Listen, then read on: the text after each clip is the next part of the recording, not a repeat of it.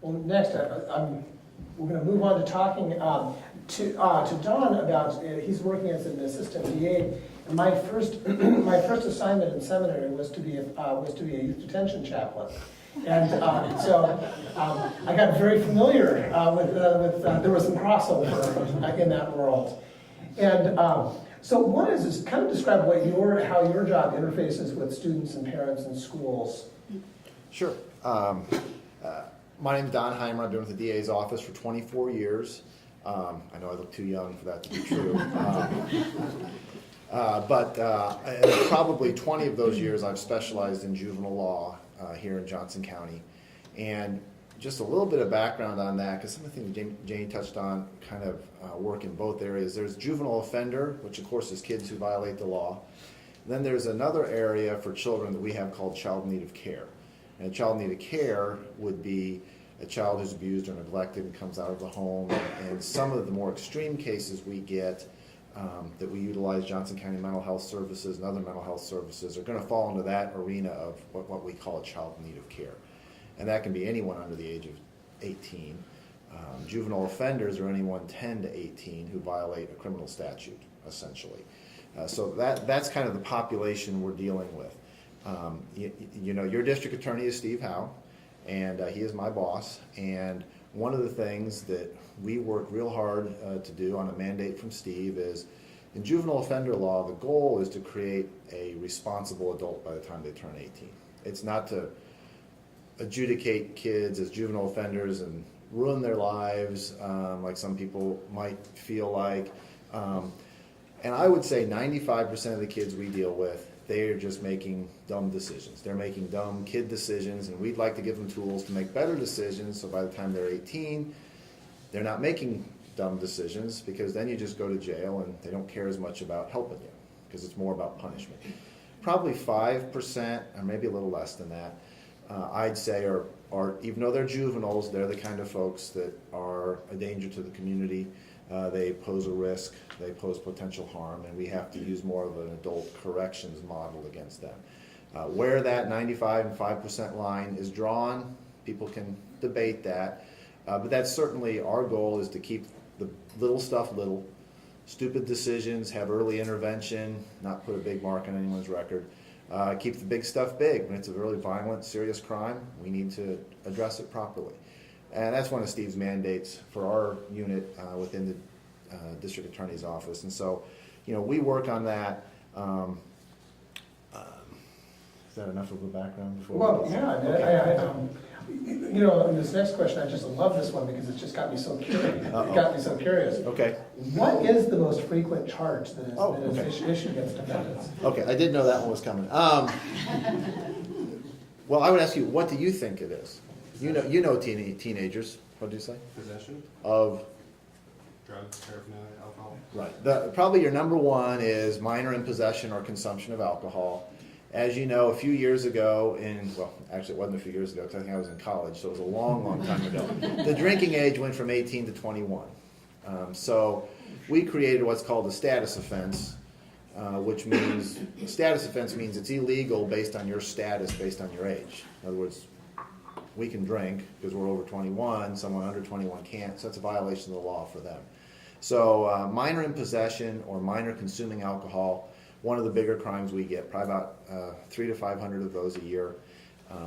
Theft, as you might imagine, shoplifting at Oak Park Mall or across the street here, or also we have a lot of thefts at the schools where they go through the lockers, or during PE class they go through the locker. And you know, compared to probably when we were in school, kids didn't have a $500 cell phone with them. And even though no one really pays $500, if you steal it, what's the value of it? It's like $500. So those become fairly serious crimes, even though they're kind of common, and we would probably think they're not that big a deal. Another thing is pushing and shoving batteries, simple batteries, not serious batteries, but it's probably something where there needs to be accountability. And then after that, in terms of, and those are all misdemeanor offenses. You know, misdemeanors are less serious, felonies are more serious. Of the felony offenses juveniles commit, probably the most common is jiggling your car handles at night. If you park your car outside and you don't lock it one night, kids when they're out walking around and being stupid, they'll jiggle a car handle. If it's open, they'll take something they probably don't even care that much about, but they'll take it. You know, an iPod or an iPhone or something like that. Likewise, you know, if you're like me, you know, you fall asleep like 9:30 at night and half the time you've left your garage door open. If the kid roams in there and takes something out, that's actually a fairly serious felony because that's breaking into your home even though the door is open. So those are some of the more common crimes. The illegal drugs such as marijuana and having drug paraphernalia are fairly common. So those are probably the 5 primary. Minor alcohol offenses, theft, low-level batteries, low-level drugs like marijuana, possession of marijuana, which is a misdemeanor. And then of the felonies, it's burglaries to cars and to people's garages mostly. With that, what kind of sentence would somebody receive when you're a juvenile? And that's a good question. And we think of sentence like, okay, an adult, when a criminal goes before the judge, they'll say, all right, I'm going to sentence you to 5 years, but I'll give you probation. So do all these things, you don't serve your sentence. In juvenile, it's a little different. We don't give them a sentence per se. You're 9 out of 10 times, maybe 98 out of 100 times, the person that comes in is going to be put on probation because it's all about rehabilitation. That's first and foremost, except for that small percentage that have done something where they would get a sentence. But we don't probate the sentence. In other words, we put everybody on probation the first time. If they mess up, probably get maybe a more intense supervision. If they mess up a third time or so, we might then go to some consequences that take away your liberty. Also, first-time offenders, we have a lot of early intervention programs. If it's a really minor offense, we'll send them to youth court, which is a peer court that we do for maybe something at the middle school where there's pushing and shoving or stealing something from the cafeteria. They get caught right away. It's a $2 or $3 item. We don't want to send them to court and put a record on them, but there should be accountability for that so they learn. So they would go to a youth court program that we run through the county. Then there's also diversion for maybe a shoplift at the mall where they've taken some money, they've taken something worth $25 or $30. Again, we'd like to give them the opportunity to do their community service and stuff on the front end and then not end up with a record for it. So it's a little bit different. I hope that answers your question. It's not the same as adult. When you look at the stated purpose of criminal justice for adults, it's really first and foremost to protect the community. The police arrest the criminals who are violating the law.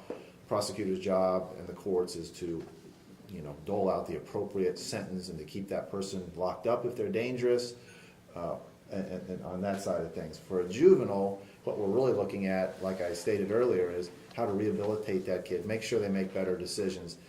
I often meet with juveniles when I'm interviewing them for diversion, and I'll ask them, I'll say, when you were stealing that stuff, what was going on in your body? Were your hands sweating? Were you all nervous?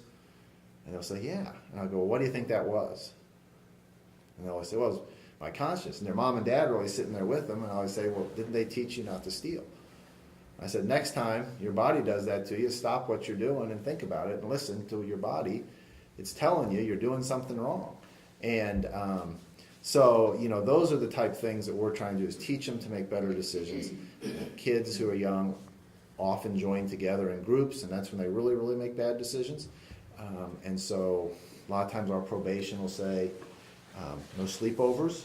I don't know if you have teenagers or recently had teenagers, sleepovers are a huge deal. When I was a kid, you kind of stopped having sleepovers when you were like in elementary school. Now in high school, they have sleepovers all the time. I can't tell you how many cases I get that start with, hey, we were sleeping over and we were playing video games till about 2:30, and then we got bored and we walked outside and then they did something stupid. So when we put them on probation or diversion, we tell them no more sleepovers. Can't hang out with those kids anymore for 6 months. They might be their best friend. We're like, well, when the two of you got together, you made a really bad decision. So that's more what the sentence is. It isn't so much, hey, you're going to go into a locked facility for 6 months, because that would probably would be more detrimental to a child than what we're trying to accomplish. So it's kind of some of that old wisdom that nothing good ever happens after midnight. I found that to be true. I don't get very many police reports at 2:30 in the afternoon. Most of them are late at night. Well, this is it. I had not thought about this until I saw that question here too. What about court and attorney costs, public defenders? What does that look like? And also, are there enough DAs to offer adequate defense? DAs, or you mean defense I'm attorneys? sorry, yeah, defense attorneys, sorry. Well, in Johnson County, we're pretty fortunate. We do not use a public defender system for juveniles. We have attorneys who are practicing attorneys who, you're not volunteering your time because they get paid by the hour, but they take a much reduced rate. The rate is $60 an hour, which if you've had to hire a lawyer for a private purpose, you know that's probably 3 times that for the average lawyer. So these folks that are on this list are willing to work for quite a bit less. We have a large list, I don't know, probably 50 to 100 lawyers on it. We file about 1,900 cases a year, so there's I think there's plenty of lawyers to answer your question. Okay. The rate is about $60 an hour. Those fees can be waived if the folks have financial hardship, and the county picks up that cost for them. The court costs are between $50 and $100 depending on the level of the crime. It is expensive, when I'm talking to groups and I'll say, when you're having that beer, if you go on to diversion or into an early intervention program and hire a lawyer and have to go to your drug and alcohol evaluation, it's probably going to cost you $500 to $700 for that beer. So I always tell people it's a pretty expensive beer. Yeah, yes, that is. Well, I have been to the juvenile detention facilities Okay. here, and they're much more posh here than the one that I served in. And can you talk a little bit about what the rules and requirements for a child that would actually go into the juvenile detention facility? Okay, and I will share with you that in Kansas right now, Kansas is part of, and Johnson County in particular within Kansas, is joining in kind of a nationwide reassessment of what children are in detention and what children are not in detention, and making sure we're putting the appropriate children, appropriate offenders in detention. It's called the Juvenile Detention Alternatives Initiative, or JDAI. Do any of you guys watch PBS very often? You ever see like Annie Casey Foundation? You ever see how they sponsor about half the shows on there? They are also the group that finances kind of the think tank behind the Juvenile Detention Alternatives Initiative. And what they're trying to say, and actually Strengthening Families is a part of that initiative, where we're trying to provide alternatives for these kids who, when they're out, they're making bad decisions. So the old school way of thinking was, let's put them in detention. And there are still a lot of kids who make bad enough decisions they do need to be in detention. Our population is running about 35 a day right now, which for a county that has, I think, 560 or 570,000 people, it's a very low number, very low. And so, the general criteria is if you've committed a person felony, which is a serious felony like shooting at someone or robbing someone, you're probably going to stay in detention. If you have been on a lower level of supervision, you've continually screwed up, you're going to end up in detention. If you have, and sometimes, and these are the ones we're working with the families to try to not have these kids in detention, but let's say this is a pretty common scenario I'll paint for you. You've got a single mom who's got a teenage boy who's now bigger and stronger than she is. He's showing some of those tendencies that maybe a kid who's on the border of going into bad stuff, but probably a pretty good kid, pushes mom one time or something. Mom gets scared, calls the police, and says, "I want him home." I can't say that's an inappropriate response for her. She's scared, but that charge is a pretty low-level battery, and that child might spend some time in detention. We'd rather provide resources for that low-level offense through Strengthening Families is one of the things we do. We're working on what's called an evening reporting program, so after school they would go get some of the same services in place.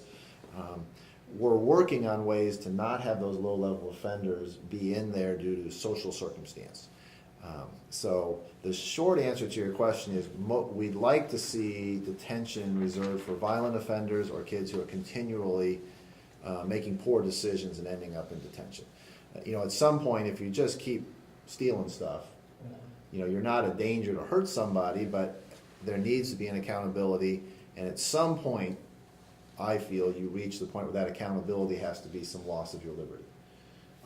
That's probably where I butt heads a little bit with JDAI.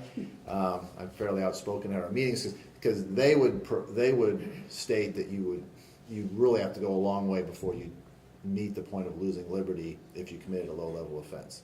So there's some debate on when you reach that point, but that's the folks we'd like to see in detention, are the violent offenders, pose a risk to our community, and then those kids who are just kind of continually making low-level bad decisions, but sometimes we let them out and their next court date's in 30 days and they'll commit a new offense within the 30 days.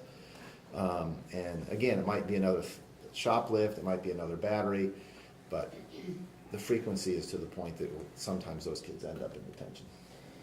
One of the concerns, from a justice standpoint too, is looking at, as racial makeup of the community is really considered too. Does the racial, is it a balance, or do you see that, or are there concerns on the county level that that minorities are being incarcerated or even prosecuted at a higher rate? Well, actually, as part of that initiative, we have several boards. A couple of us serve on, I know Jane and I serve on the Johnson County Juvenile Corrections Advisory Board, and that's one of the things we're always looking at, is to make sure that that's not out of whack. Okay. One of the interesting things, or one of the challenges in a metropolitan area like Kansas City, is we're one pocket of a metro of, I don't know, a couple million people. Some of Oak Park Mall, for instance, may be a place people go and they commit their crimes, but they may not be Johnson County citizens. Sure, okay. And sometimes, so when we start looking at the racial profile, it may not exactly match up with the racial profile in Johnson County, but sometimes we have to look more metro-wide at that. In terms of, once a child is in the system, because we don't, we're not profiling in terms of car stops or anything. Most of our law enforcement is someone calling the police either to their home or to the mall or to a school. So there are not a lot of self-initiated stops, which is where I think you have a lot of your concerns with the profiling issue. Once they are in the system, we have a very good record of there being no racial bias shown. But we work hard on that, and it's something that is important to always be monitoring to make sure biases don't slip in. But right now, the primary concern is just trying to see that point of initial contact and making sure that all those things are racially neutral. Okay. What questions do you all have on the, I guess on the juvenile, not just detention, but also just the role that lawyers and play in all of this as well too? I just had a quick question about how does a family become involved in that Strengthening Families program? Well, that's a good question. It's something that is actually fairly new. I think we've had two classes go through. They do similar things with the adult offender population. I know we're working on it with our juvenile offender population. Really, the Johnson County Court Services is probably the contact person for that. The Juvenile Court Services, probably Laura Brewer would be the contact person. I could put you in I would recommend you get in contact with if you're interested. They are always looking for folks. Lee Jost, who's a pastor, and I forget the name of his church, but he's in Olathe. A lot of these things, in terms of geographically, take place in Olathe because that's where the courthouse is, that's where the juvenile detention center is. So it's a little bit far away from folks here in Prairie Village, but that's where a lot of this stuff is centered right now. As these things grow, I think always the plan is to put some things closer to everybody. And there actually is a church in Overland Park, which I do not remember the church, and the Overland Park Police actually really got that going. Right. And that they are planning to have a Strengthening Families in August, I believe. And Strengthening Families is 14 weeks, 14 or 12. It's long. Yeah, it's pretty long, but there's a parent component and a kid component. And then they come together and talk about what they've learned. And one of the big pieces of Strengthening Families is having dinner together. So they always start by having dinner together. And if you all know, or if you've heard the research, having dinner together is a huge protective factor, and it really, it kind of protects kids from using, really there's a lot of research about using drugs or alcohol, just having dinner together. So it's a really neat program, and so I think the referrals come from court services, corrections, adult and juvenile, and then the Overland Park Police. I think the police can refer. Right. And then we are just getting started, so we're going to be referring families too. But it's voluntary.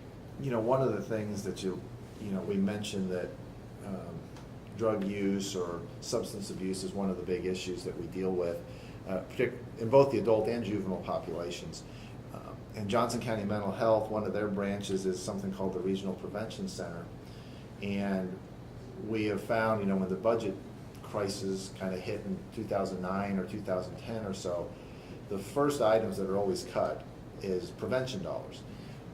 Because you can't cut, you can't cut, you're not going to cut your jail, you're not going to cut courts, so you cut the prevention dollars. And of course, people will always tell you, the experts will tell you, you will pay down the line for that. And so we're at that point of trying to find alternatives to things that probably 10 years ago we had some grant funding for.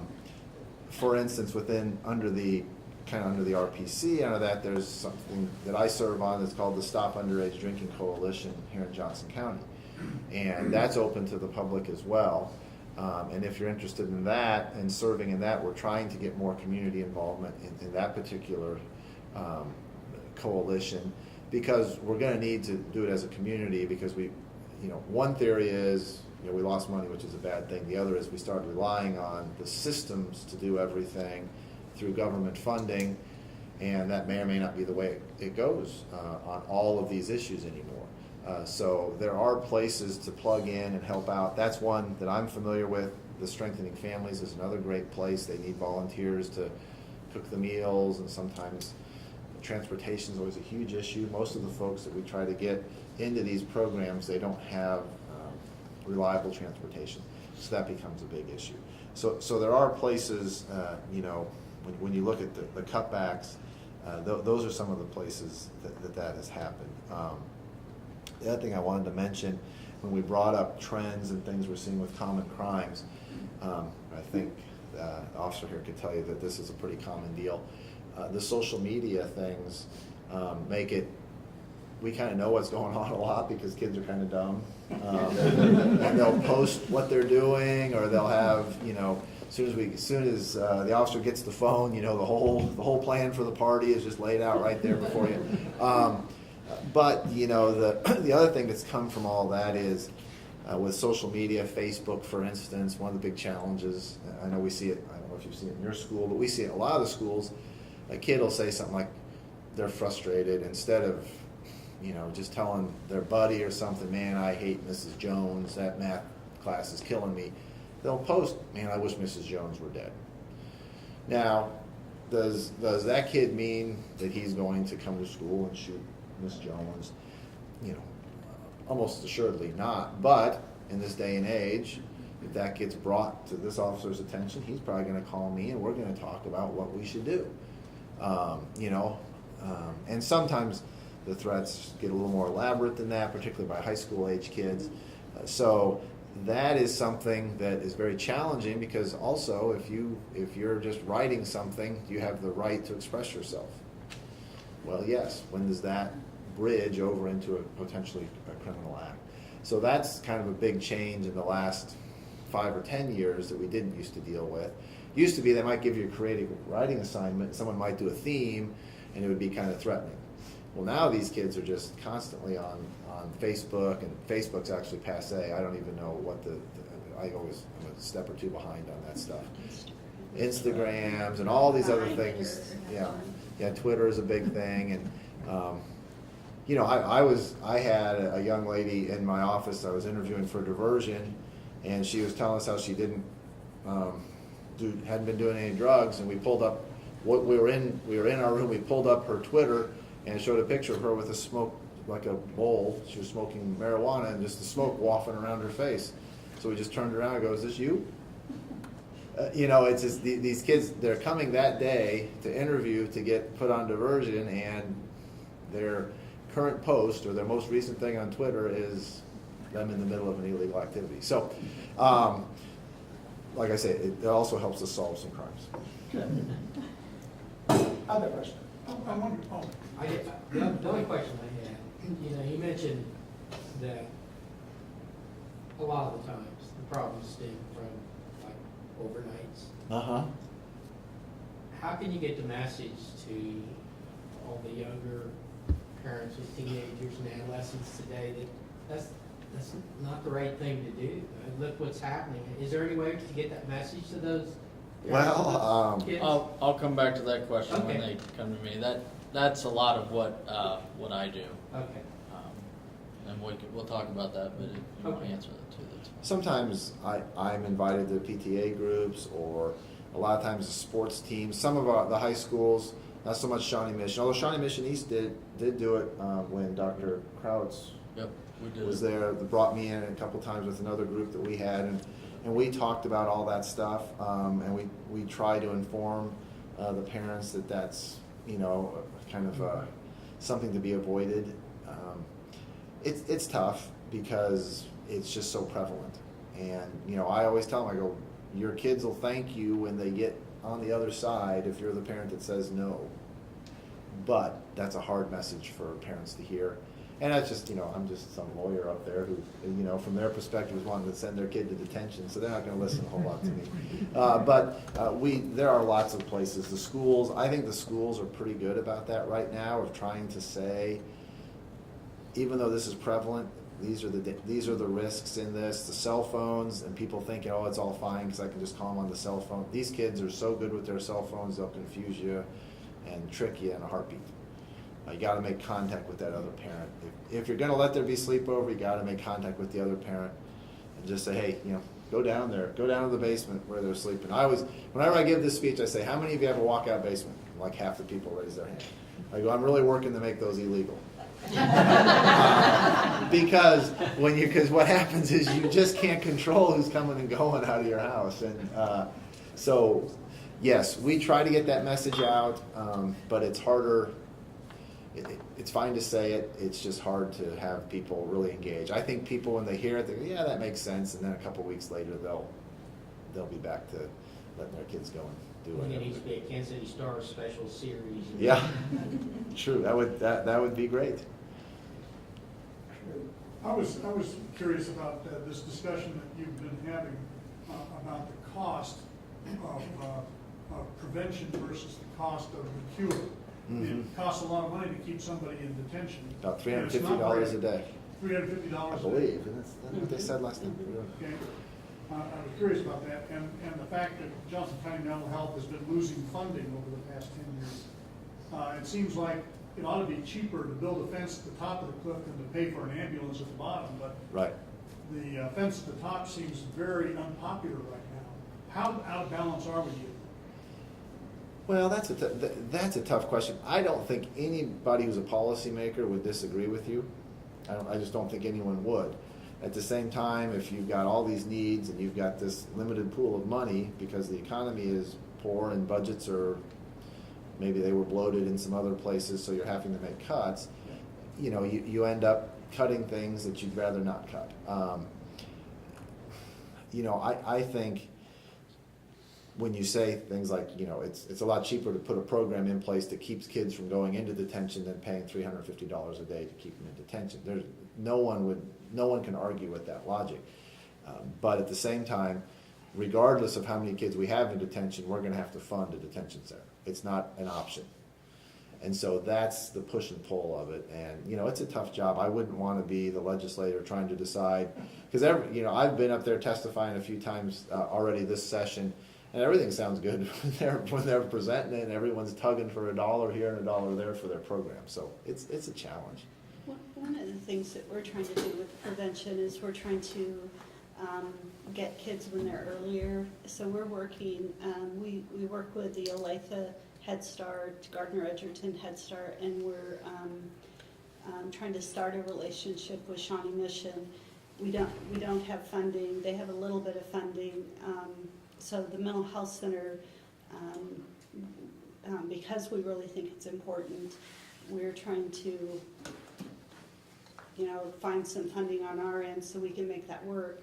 What we know is if we get those kids with early signs of mental illness, if we get them at between 3 to 5, it makes a humongous difference. Even if they go on to need mental health services in the elementary years and older, it makes a huge difference. And even, when we're getting them, 10 to 12 or whatever, it makes a difference of who is needing more intensive mental health services.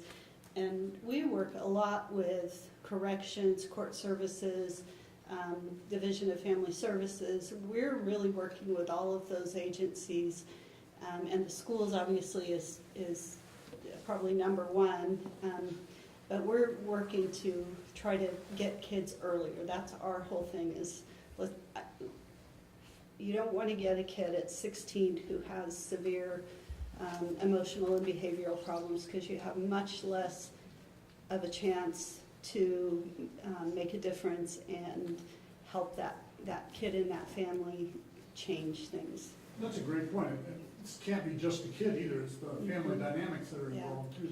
And the longer you wait, the longer those behaviors of everybody get solidified. And I know that, the schools, Dawn, they see the families that are, the parents sometimes are making just as bad of choices as the kids, and so it can be difficult.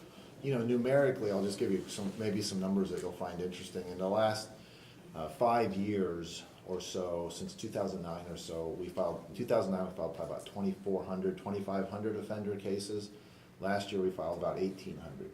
So we've had a fairly precipitous drop in that, and that's a national trend.